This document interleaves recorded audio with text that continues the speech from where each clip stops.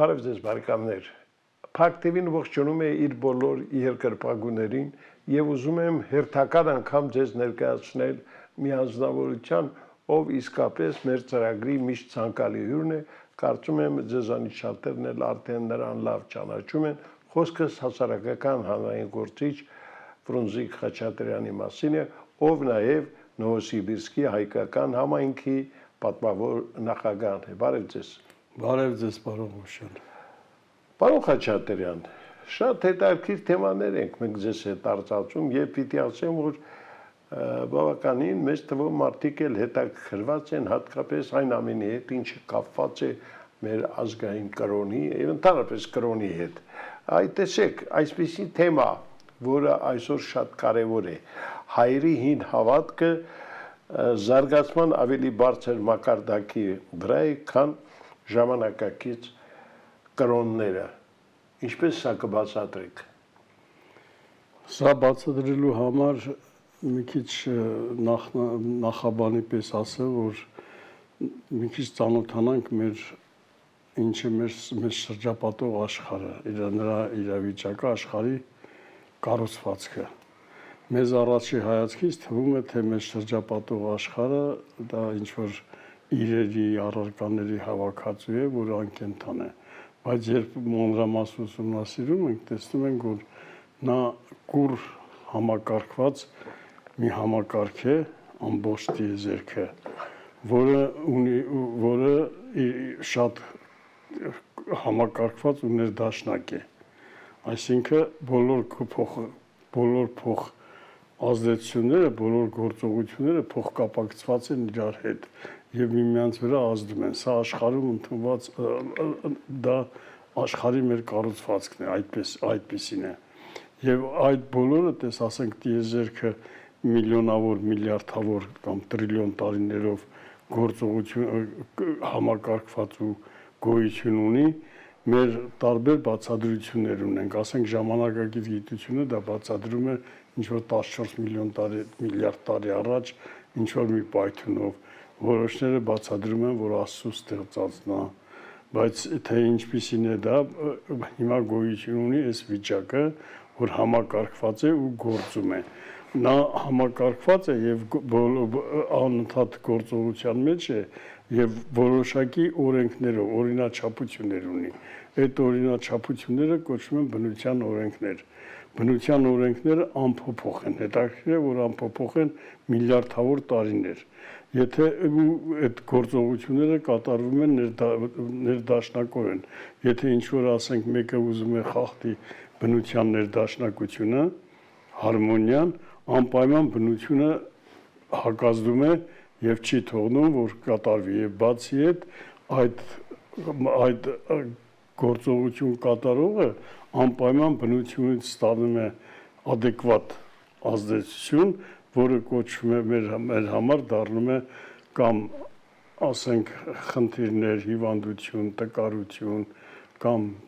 խնդիրներ, սա այսպես է, այսինքն մարդը գործում է, եթե որևէ գործողություն է կատարում, անպայման բնությունը պատասխան է տալիս իրան։ Սա աշխարհի կառուցվածքն է դրա համար։ Ու այսքանից հետո նոր սկսենք հասկանալ, թե ինչ աշխարհի կառուցվածքը տենց է, որ անպայման մարդը եթե դե որևէ գործողություն անում, բնությունը պատասխան է տալի, բնությունը անպատասխան չի թողնում։ Սա պետք է մենք իմանանք, որ սա ամենակարևոր հարցն է, որ այսօր այդքան չեն բանանում, էլի։ Իսկ եթե այսքանից հետո մենք սկսենք քննարկել մեր մարդկության պատմությունը եւ ստացվում է, որ հայերի հին կրոնը, որ ասենք Նիժդեն անվանում էր ցեղակրոնություն, հին հավատքը, նա ավելի շատ կապված էր բնության հետ, այսինքն ես մի մոմենտ էլ ասեմ, որ բնության օրենքները երբ որ չեն խախտվում, գործում են բնության օրենքներով եւ ամեն ինչ ավելի հաջող է գնում, ստացվում է, որ բնությունը ճանապարհ է տալիս, իսկ եթե բանը, այսինքն եթե դու սխալ ես գործում բնության օրենքներին հակառակ կամ հակասական, այդ դեպքում բնությունը քեզ խնդիրներ է ստեղծում։ Այսինքն գոյություն ունեն ճշմարիտ եւ կեղծ գործողություններ եւ գաղափարախոսություններ։ Դրանք բնորոշելու համար, ես ինչի համար ես բոլորը ասեցի, բնորոշելու համար մենք պետք է համեմատենք բնության օրենքների հետ։ Սրա համար մարդիկ պետք է ամենակարևորը իմանան բնության օրենքները, որ մեր այսօրվա 5-6 հազար տարվա պատմության մեջ բնության օրենքները մինչև վերջ ուսումնասիրված չեն։ Եվ մենք այդ բանը չենք ուսումնասիրում, գիտությունը մեր այդ ուղղությամբ չի գնում։ Առաջինը մենք պետք է բնության օրենքները իմանանք, այսինքն կեղծն ու սուտը ճշտից զատելու համար մեզ պետք է իմանանք բնության օրենքները, եթե հակասում են բնության օրենքներին, դրանք կեղծ են եւ գիտելիքները եւ գործողությունները։ Այս մի մոմենտը ճիշտ հասկանանք, նոր գնանք առաջ։ Ուրեմն հայերի հին հավատքը, եթե համեմատում ենք, մենք տեսնում ենք, որ նա բնության հետ շատ կապնված է։ Հայերը ունեին 8 աստված, 8 աստղ եւ 8 աստղ, 8 աստված, որից մեկը արարիչն էր, մնացածները երևույթների, գործողությունների կատարելագործող ու ստեղծողներն են երևույթների բնության մեջ։ Երբ որպեսզի այդպես երկար չասեմ, ասենք վերցնենք մեր զատիկը, որ հիմա գոյություն ունի, հայերի մոտ այդ հնուց է եղել, հայերի ծեսերից այդ հին հավատքի մեջ եղել է զատիկ։ Զատիկը եղել է գիշեր հավասարի օրը, մարտի 21-ին։ Այս մարտի 21-ին, տեսեք, բնության հետ կապնված է։ Այդ օրը մարդիկ, որ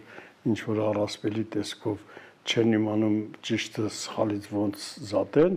այդ օրը սկսում են զատել, դա կոչվում է զատիկ։ Իսկ սա, ասենք, քրիստոնեությունը վերցել է,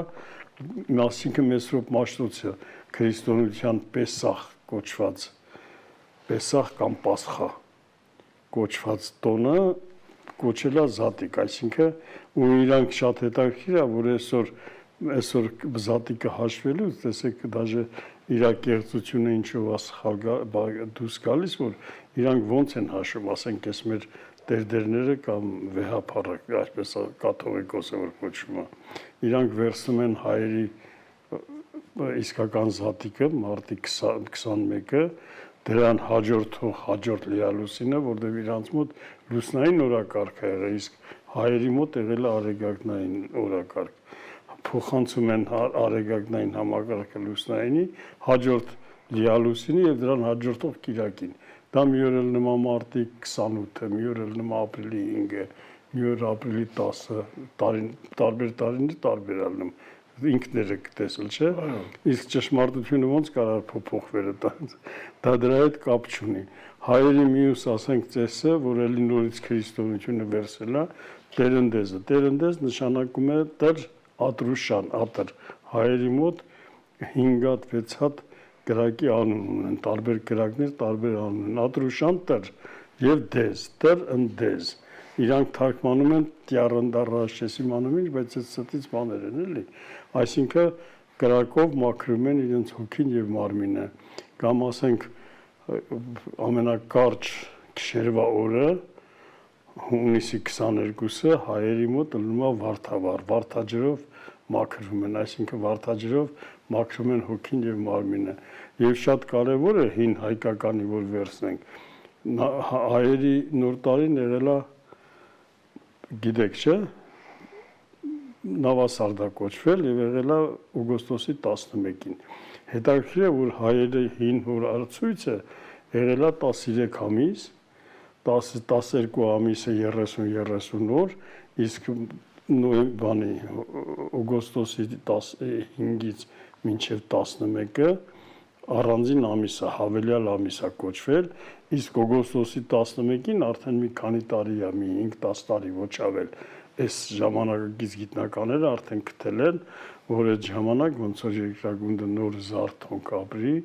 եւ ասենք քարահունջից, Տաթևի այդ ջոջվող վանքից ընդերից երևում է առաջի անգամ, տարվա մեջ առաջի անգամ հորիզոնին երևում է հայկ կամ օրիոն կոչվող աստղը եւ բոլորը գնում են այդ տեսնելու համար։ Այսինքն օգոստոսի 11-ը իրոք բնության հետ կապված գործողություն է, երևույթ է, որը հայերը վերցել են, այսինքն տեսեք ինչ շատ կարևոր է էլի այդ նոր տարին օգոստոսի 11-ը այդ տարին երկիրը ու գիշերվա ժամը 4-ին առաջի անգամ հորիզոնի վրա երևում է աստղը ու դա համարվում է տարվա սկիզբը։ Դա ընդունված է եղել շատ հնուց ու կապված է եղել բնության օրենքների հետ։ Սա իմիջիալոց այդ որ այդ ձևի է երևում այդ օգոստոսի 11-ի մասին 5-10 տարի է որ այս ժամանակակից գիտնականները սկսել են ուսումնասիրել ու այդ ձեռք են բերել հիմա շատերը գնում են քարահունջ դուք ինքներդ գիտեք քարահունջից նայելու համար կամ ասենք բերքը հավաքի հավաքման բան եւ այլ օրենքներ բոլորը կապված են եղել բնության երևույթների հետ այսինքն նրանք ճշմարիտ են եղել իսկ այսօրվա կրոնները նրանք ճշմարտության հետ կապ չունեն նրանք հորինված են որը կայսրության հատուկ ծառայությունները հորինել են դրել են մարդկանց վրա ու մարդկանց որպեսզի խաբեն հավատը մարդկանց այդ ձևով լրացնում են սա տարբերությունը սա է որ նա իրականում սկզբից ես ինչի համար ասեցի որ ճիշտն ու սխալը մենք կարող ենք զատել իրարից միայն բաներով բնության օրենքների հետ համեմատելով կամ երևույթների եւ այստեղ པարզ երևում է որ հայերի հին կրոնը միշտ եղել է այտենց բնության երևույթների հետ կապված դա արդեն ճշմարտություն է մենք համեմատում ենք տեսնում ենք որ նրա զարգացման աստիճանը բարձր է այս բանը ասենք մեր վրա արդեն հազարավոր տարիներ այդ ոնց որ լույսը դրած ալնեն մենք այդ ընթացքով գնում ենք բայց մեր հայերից մեծերից շատերը ասենք Պարուր Սևակը այդ նույն արտահայտությունը անում է Այժմի Մաշտոց իր պոեմի մեջ որ կարդացեք Այժմի Մաշտոցը եւ ահագին բան ինքը այդ մոմսին ասում է ճիշտ է ինքը զգացմունքային տեսակետից է ասում գրականության տեսակետից բայց ահագին ճիշտ բաներ է ասում ու նույն բանը ասենք 1930 թվերին մշակել էին Հայկ Ասատրյանն ու Նժդեն մեծ Նժդեն 30 թվականներին մշակել էին ցեղակրոնը այսինքն ցեղակրոնը դա հին հավատքը նկատի ունեն այդ ցեղակրոնությունը հագին մեծ ազդեցություն էր թողնում բայց էլի կիսատ էր մնում մինչև վերջ չէր գնում հիմա մեզ այսինքն մեր հայերի զարգացման իրական որպեսզի հայերը զարգացում ապրեն պետք է իրականության հետ համապատասխանեն այսինքն բռնեն իրենց հին հավատքը ոչ թե դրանով իրանք ցածրանում են կամ հետ են գնում, այլ առաջընթաց է ստացվում։ Ոնց որ ասենք, եթե դու գտնվում ես 4-րդ հարգում 10 հարգանի շենքից ու ուզում ես բարձրանաս մինչև 10-րդ հարգը, բայց քեզ բրդում գցում են առաջի հարգը կամ պատվալը, դու արդեն հետ ես գնացել չէ, նորից պետք է 10 հարկ բարձրանաս։ Մեզ այդ վիճակն է այսօր։ Այդ վիճակից դուրս գալու համար մեզ պետք է ճշմարտությունը առաջնային դնել։ Եթե հարցեր կունենաք, խնդրեմ ասեք, ես կպատասխանեմ։ Պարզ է, բայց դուք ասում եք, տեսեք, կրոնը այնուամենայնիվ զարգացման գործընթացը ապրել է իր, չէ՞։ Դուք ասում եք, այդ ամենը վերցրած է ռեալ կյանքից եւ ոչ մի բան ավելացված չէ։ Բայց մեր հոգեվոր հայրերը, չգիտես ինչու, միշտ փորձել են կրոնը օգտագործել իշա եկեղեցու, իշա իրեն։ Դե ես ձեզ ասում եմ, եկեղեցին կամ նման գործողությունները, այժմյան կրոնները, նրանք ստեղծվել են կայսրությունների ժամանակաշրջանում 5-ից 6000 տարի առաջ սկսեցին կայսրությունները եգիպտական, բաբելոնական, հետ ասել եմ, հետո պարսկական, հետո հելենական, հետո արաբական եւ այլն, այսօր անգլոսաքսերն են ու գնալով ավելի ցածր մակարդակով իրանք հաղթել են, հաղթող են եղել, որտեղ եղել է այդ արդեն ասել եմ, այդ ինչի համար էր, որտեղ իրականում եղել է տիեզերական ձմեռ, այս 5-6000 տարին, երբ որ նայում ենք, ես այդ մասին առաջ ասել եմ, էլ հիմա չեմ ուզում ասել, մենք գտնվում ենք հիմա արդեն գարնանամուտի ընթացքում, այսինքն այդ ամբողջ ընթացքը եւ մեր ազգը պետք է կարողանա այդ գարնանամուտին ճիշտ գործողություններ անել։ Մենք հիմա ձեզ բոլոր մեդիան, բոլոր թերթերը, լրատվական եւ այլն ամբողջը օրվա առօրյա հարցերով է զբաղված, բայց իրականում մենք պետք է զարգացման նոր էտապ ապրենք։ Այդ դեպքում հայկական պետությունն էլ կաճի կմեծանա, ավելի գզորանա, բայց դա պետք է լինի իր մակարդակի զարգացման աշխարհի վրա, ոչ թե ասենք կայսրության զենքի շատ ունենալու կամ զենքի չունենալու վրա, բանակի ուժեղության կամ բանի վրա։ Դա պետք է լինի, ասենք, բարոյական տեսակետից արդեն առաքելական նոր համակարգեր պետք է ստեղծվեն, նոր գաղափարախոսություններ։ Այսպեսին է,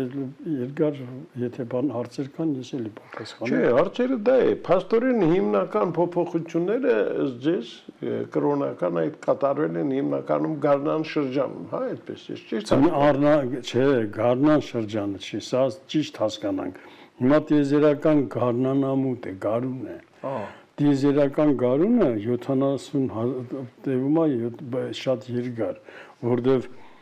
ես ձեզ արդեն ասել եմ մի անգամ դրա համար էս նույն նախորդ հաղորդումներին, բայց ելի կրկնեմ։ Երկրագնդի շարժումները ստեղծում են երևույթներ երկրագնդի վրա։ Առաջ այսօրվա գիտությանը հայտնի է 13 երկրագնդի տիեզերական շարժումներ։ Տիեզերական շարժումները նրանք են, որոնք անընդհատ կրկնվում են։ Ուրեմն առաջի շարժումը այսօրվա գիտության մեջ ընդունում է, որ երկրագունդը պատտվում է իր առանցքի շուրջը։ Սա առաջ է բերում աշուն համարց չէ, գիշեր ցերեկ 24 ժամ, պարբերական է, 24 ժամ ունի օրը։ Երկրորդը, որ ինքը պատտվում է արևի շուրջը, սա ստեղծում է, տեսեք, երկրագնդի վրա ստեղծում է աշուն համարց գարուն, կյանք է մահանում, կյանք է ծնվում եւ այլն եւ այլն։ Ես արդեն մեզ բոլորս տեսել ենք, սա գիտենք, ու գիտությունը դա ընդունում է։ Իսկ երրորդ շարժումը, որը կոչվում է պրոցեսիա, այդ պրոցեսիան այսօրվա գիտության մեջ, այդ գիտության մեջ է դրած, որ այսօրվա գիտության մեջ հայտնաբերել է Հիպարխը մեր թվականից առաջ երկրորդ տարում։ Բայց հայերը այդ մասին իմացել են մի քանի հազար տարիներ առաջ, քարահունջը կառուցելուց արդեն իրանք իմացել են այդ մասին։ Այսինքն այդ պրոցեսիայի իմաստը ինչ է, երկրագունդը կատարում է նորից տիեզերական շարժում, առանցքի շուրջը պտտվում է հոլի պես, ու ըստ պարբերությունը ցիկլը տևում է 25800 տարի, իսկ իրանից 500 լուսատարի հեռավորության վրա գտնվում են 12 համաստեղություններ։ Այդ համաստեղությունները ամեն մեկը շատ ակնթարթային ճառագայթում են ու նոր գործողություն են ստեղծում։ Այս սա կոչվում է արդեն ըստ հին բաներին նորից կրկնեմ, որ երբ որ մենք գտնվում էինք Խոյի եւ Ձկան համաստեղություններում, դա տևել է մոտ 5-6000 տարի։ Այդ 5-6000 տարին երկրագունդը գտնվել է տիեզերական ձմեռվա մեջ։ Հիմա մենք անցնում ենք արդեն ջրհոսի էպոխա կամ համաստեղություն անցել ենք արդեն 2012 թվին, բայց ահագին ժամանակ էլ պետք է գնանք։ Հիմա մեր մոտ ոնց որ այդ զատիկի շրջանը լինի, մենք սկսում ենք բարձրանալ։ Այդ մասին արդեն ասել էի, որպեսզի նորից չասեմ, այդ կրկնեցի պարզապես։ Պարզ է։ Լավ, մենք հիմա մեր զրույցը պիտի ընդհատենք գովազդային հոլովակներով, որից հետո իհարկե շարունակենք զրույցը։ Ես պիտի ասեմ, որ որքան հնարավոր է բացեք փակագծերը։ Ասեք ինչ հարցեր ես։ Հիմա դիտենք գովազդային հոլովակներ եւ վերադառնանք տաղավար։ Խնդրեմ։ Հայազգի նկարիչ, դիզայներ, քանդակագործ, ճարտարապետ եւ դասախոս Շավարժ Սիմոնյանը այսօր էլ շարունակում է ստեղծել ազգային եւ համաշխարհային ժառանգությունը պատկերող անհատական հրաշագեղ աշխատանքներ։ Իդեպ դրանց թիվն անցել է 500-ը։ Ինչպես նշում է նրա կյանքի վերջին 3 տարիների անբաժան ընկեր պրոդյուսեր Գայանե Սիմոնյանը, իր ամուսինը իսկապես արդարացրեց բոլորի սպասելիքները։ Այսօր էլ արվեստագետի աշխատանքը գնահատողները կարող են ձեռք բերել նրա իսկապես ինքնատիպ ու նմանը չունեցող գործերը։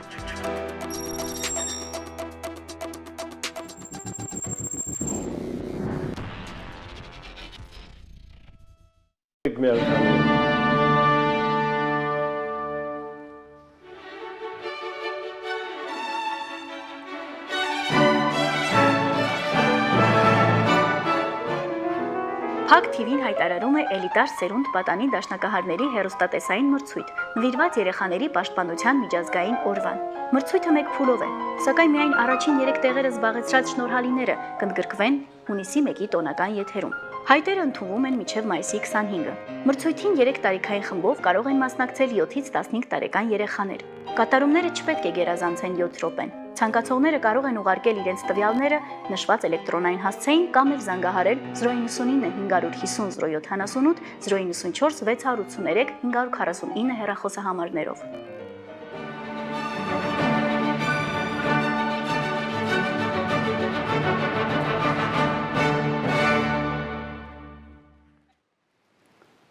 Շարունակում ենք ծրագիրը, սիրելի բարեկամներ, հիշեցնեմ միայն, որ մեր բոլոր մշակութային ծրագրերը հովանավորվում են մեր ծրագրի լավագույն բարեկամներից մեկի, իրավապաշտպան, հայտնի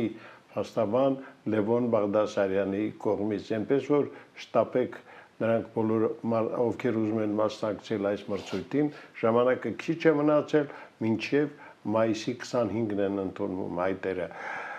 Հիշեցնեմ, որ մեր տաղավարում հյուրընկալել ենք հասարակական հանրային գործիչ Ֆրունզիկ Խաչատրյանին։ Պարոն Խաչատրյան,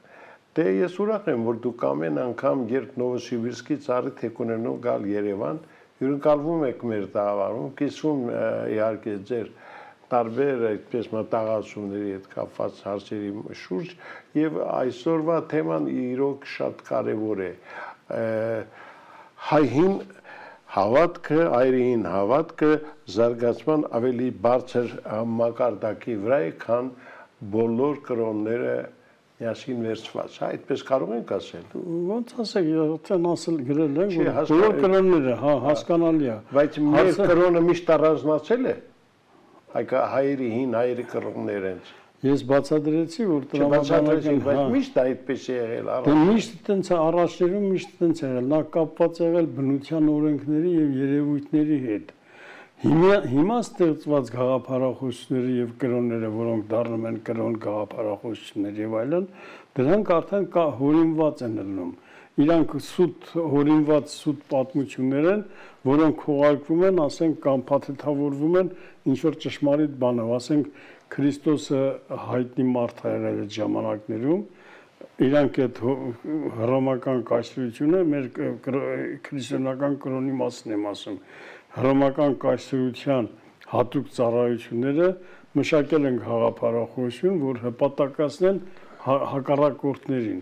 ասենք հայերին, հպատակացնելու համար, եւ դա փաթեթավորել են, անուն դրել են Քրիստոս։ Քրիստոսը սենց ասեց, Քրիստոսը սենց աներեց եւ այլն, բայց իրանք երկար ժամանակ այդ մասին որ խոսանք, չեն իմացել ոչ տոներ են ունեցել, ոչ այդպես բաներ են ունեցել այդ կրոնը ստեղծելուց։ Այդ կրոնը հայերի վրա դրել են, հայերը չեն էլ հասկացել լեզուն։ Այդ մասին նույնիսկ բանն ասում, Պարուս Սևակն ասում, չեն էլ հասկացել լեզուն, իրանք ասորերեն հուներեն են խոսացել, կամավոր ոնց կարող են ընդունել քրիստոնեությունը։ Այսինքն այս բոլորը ոնց որ ժամանակակից այս ընտրությունները,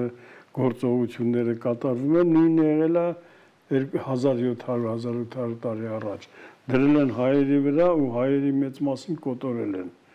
այդ ժամանակ, այսինքն դա ստիպողական բան է եղել։ Հիմա հայերը ազատվելով դրանից, ես իմ ասածների հիման վրա կարելի է ինչ որ ոչ թե կանխատեսումներ անել, այլ եզրակացներ, որ հայերը պետք է սկսեն առաջ շարժվել ճշմարիտ ճանապարհով, իրանք շատ առաջ կգնան, զարգացման աստիճանը շատ կբարձրանա եւ հայերի պետությունն էլ կուժեղանա, հայերի հարգանքն էլ կմեծանա,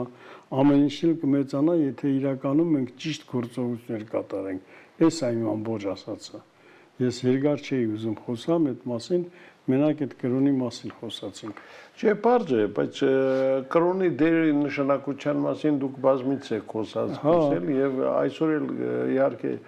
ված չէ որ դա հիշեցնում եք, շատ կարեւոր է։ Հիշեցնելու դրա համար մենք որպեսզի կարողանանք ճիշտ ու սխալը, ես այդ կարևոր ասեցի, ճիշտ ու սխալը զատել իրարից զատելու համար մենք դա պետք է համեմատենք բնության օրենքների կամ երևույթների հետ, այսինքն բնության օրենքները, որոնք անշարժ են այս ամբողջ ընթացքում, միակ բանը, որ տիեզերքում անշարժ է, բնության օրենքներն են, որոնք չեն փոփոխվում։ Մարդիկ շատ են ուզում ազդել դրա վրա փոփոխել, բայց չեն կարող, միևնույնն է, շատ մարդիկ են այդպես արել։ Մենք դա պետք է ընդունենք որպես էտալոն, ոնց որ ասենք քաշը կիլոգրամը որոշելու համար կշեռք ենք ստեղծում, քաշում ենք։ Եթե 5-ը մեծ շատա 4-ից, ուրեմն այս մեշոկն է շատ, որը 5 կիլոգրամ է, կամ մետրը։ Այդ նույն ձևով մենք կարող ենք համեմատել բնության օրենքների հետ։ Երբ որ մենք համեմատում ենք բնության օրենքների հետ, մենք տեսնում ենք, որ հայերի հին հավատքը զարգացման ավելի բարձր աստիճանի է գտնվել միշտ ոչ թե այսօր։ Այսինքն մենք եթե դա ենք ընդունում, մենք ավելի առաջ ենք գնում, որտեղ մենք բնության օրենքները չենք խախտում։ Մենք չենք բնության օրենքները խախտելը անպայման բնությունը պատասխան է տալի, որ ոչ մեկը չի կարող խուսափի։ Դա տևում է, դառնում է, ասենք դու որևէ բանի հիվանդ ես, ուրեմն ինչ որ գործողություն ես արել մինչև այդ գործողությունները, եթե դու պատճառը վերացնես, պատճառը հետևանքային կապը, քո հիվանդությունները կվերանան նույն ձևի, քո խնդիրները կվերանան։ Եթե դու չես կարող դրանք վերացնել, դեղերով բանով դրանք չես կարող վերացնել։ Դրանք պետք է կարող է սիմպտոմը քչացնել, շատացնել, բայց իսկական պատճառը, բոլոր հիվանդությունների իսկական պատճառը պետք է գտնես ու դա վերացնես։ Իսկ բոլոր իսկական պատճառը քո գործողություններն են։ Քո գործողություններն են, որ բնության հակազդումը տվել է քեզ հիվանդության տեսքով, ասենք։ Ուրիշ հարցեր կան, եթե կլինեն ուրիշ հարցեր։ Հարցեր կան իհարկե, բայց տեսեք, քանի որ դուք մի քանի օրից մեկնում եք Հայաստանից, ես կուզենայի որ կապը ձեզ հետ պահենք, թեկուզ հեռավար տարբերակով, եթե հարցեր լինեն, ձեզ հետ կապվենք, դուք փորձեք բոլոր տեսակի փակագծերը բացեք։ Այնուամենայնիվ հավատը մեր կրոնի հանդեպ դուք ինչ եք գտնում, պետք է ուժեղացնենք, թե այսպես շատ մենք ճշմարիտը պետք է ընտրենք, կարևորը մեր ճշմարիտ ընտրելն է։ Մեր հին կրոնը ճշմարտությանը շատ նման է եղել, մոտիկ է եղել։ Դրա համար քանց թե այսօրվա կրոնները մեզ ասենք, էսի քարոզում են, խելոք մնացեք, հեզ եղեք եւ այլն, բայց մեր կրոնը իրական ճշմարտության էր տանում մեզ։ Հարցը սրա մեջ է, որ մենք պետք է մեր հին կրոնը ոչ թե միայն վերականգնենք, ասենք Նժդեն ասում էր, որ ցեղակրոնը վերականգնելուց հայերը կսկսեն արդեն այդ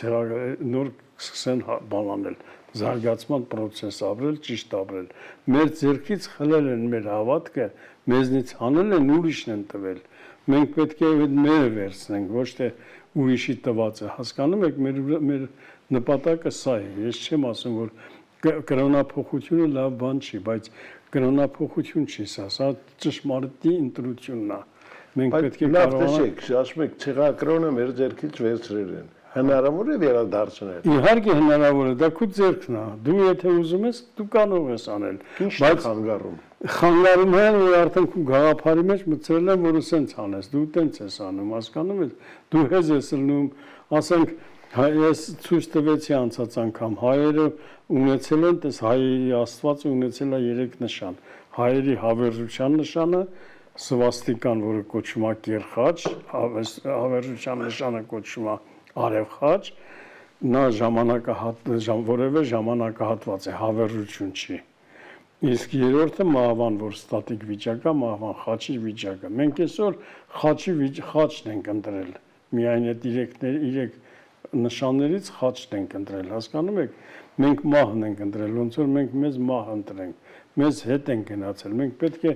նորը վերցնենք, իսկականը, որը ճշմարիտ է։ Այսինքն վերադարձ դեպի ցեղակրոն։ Այդ ավելի ճիշտ կլինի, ոչ թե վերադարձ մենակ, մենք